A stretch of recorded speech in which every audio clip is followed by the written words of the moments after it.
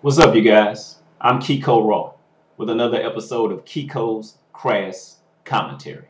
Today's commentary, Hygiene, Part 2.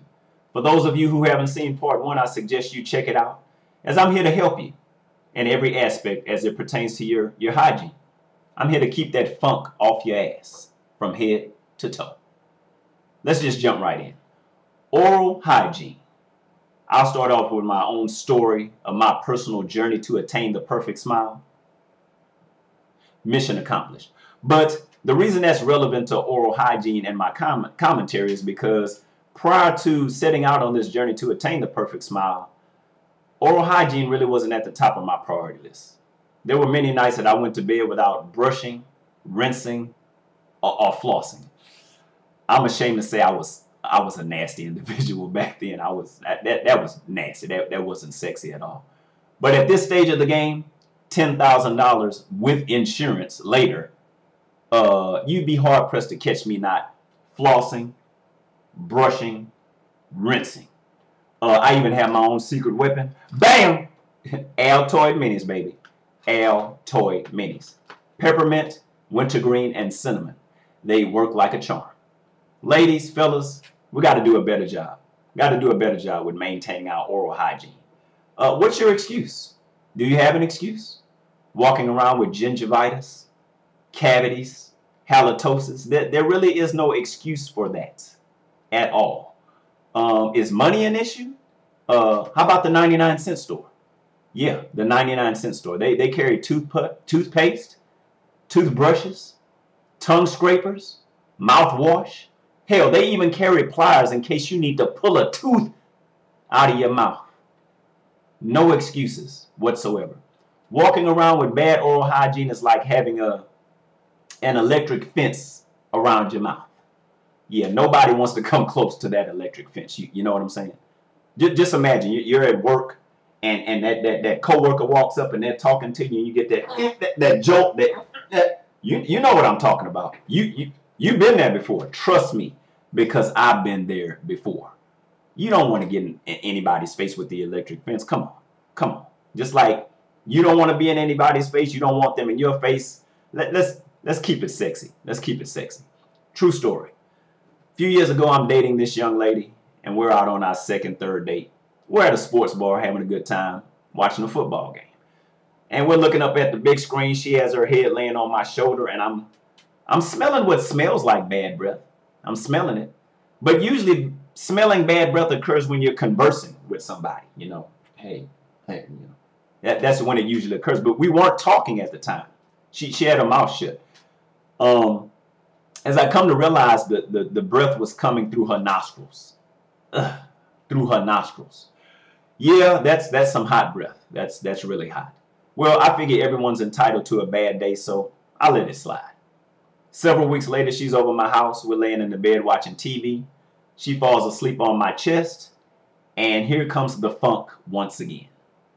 And it's slapping me all across my face, all across my nose. It's burning my hairs in my nostrils. And I'm trying to stay upwind of that funk. I'm trying to stay upwind. But it's hard. It's really, really hard. How do you tactfully tell someone that they have bad breath? Halitosis. I figured the best way to do it would be to tell her in a humorous manner, as if I was joking. Man, your bad breath kept me up all night long. It kept me up all night. LOL. LOL. You might want to get that checked out. Might want to see a dentist. As it turns out, she had a decaying tooth, a rotten tooth. For those of you who don't realize how bad a decaying or rotten tooth smells, or makes your breath smell, you better ask somebody. Yeah. Smells like a dead rat trapped in your esophagus. Just, do you want a dead rat trapped in your mouth?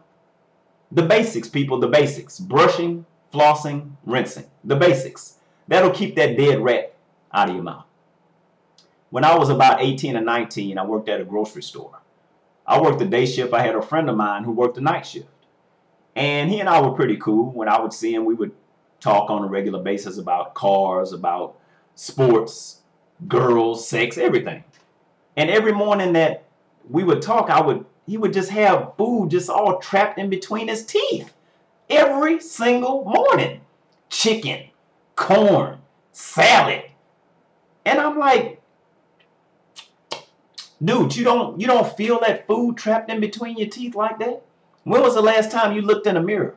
When was the last time you rinsed your mouth, brushed your teeth? When was the last time you flossed?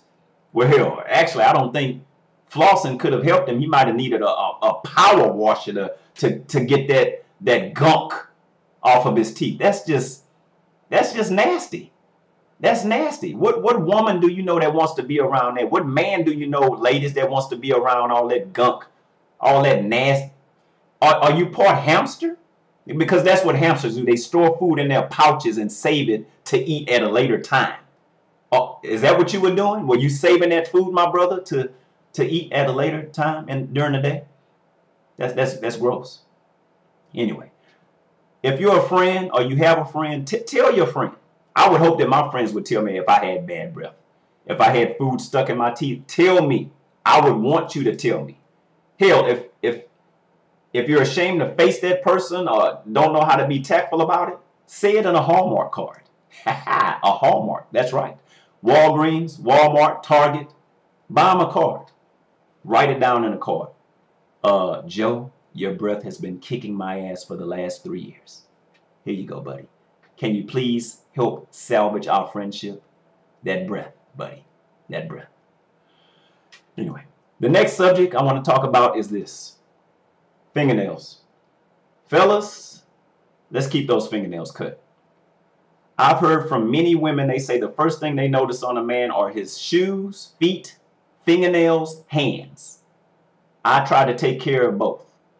The reason I keep mine cut to the nub is because that just prevents any dirt from getting underneath my fingernails. I mean, you don't have to keep yours cut to the nub, but at least keep them cut. I've seen guys walking around with long fingernails with all kind of stuff trapped. Lint, dirt, clay. My goodness, man, cut your fingernails. I've seen guys that they use one fingernail to clean the other fingernail. Come on, man. That's too long as far as I'm concerned. As far as I'm concerned. True story. Had a girlfriend of mine. This was years ago. And she was celibate at that time. She got horny. She got horny. So she decided to get with this guy. And they ended up back at her place. So she calls me the next day to tell me what went down. And I'm listening to her on the phone. And it didn't go well. It didn't go well. As it turns out, this dude had the Freddy Krueger / Edward Scissorhands things going on with the fingernails. So when he decided to go down and pleasure her with his hands and inserted them into the cookie box, he cut her. Yeah, he cut her. Needless to say, that was the end of that sexual episode. That was it. She cut it short. She cut it short. If she wanted to see some slicing and dicing, she would have asked you to take her to Benihana's, dude. That's what they... She didn't ask you to take her to Benihana's. She asked you to hook up with some sex, and you couldn't even do that. You'd rather slice and dice a cookie box than to... I don't get it. Fellas, clip those fingernails. Ladies, same rules apply. Even though I know you guys are more meticulous and anal when it comes to your mani-pedis than we are. But I've seen some ladies with some nasty fingernails before. But for the most part, ladies keep their fingernails on point. They keep their toenails on point. I can't knock you. A woman with sexy toes, pretty hands, that's a good look. That's what's up. That's the grown woman look right there. I like that. I like that. Anyway, these have been my helpful tips, my words of wisdom, advice. I hope they have been helpful. Stay tuned for the next episode of Keiko'S Crass Commentary. Until then, take care. I'm out.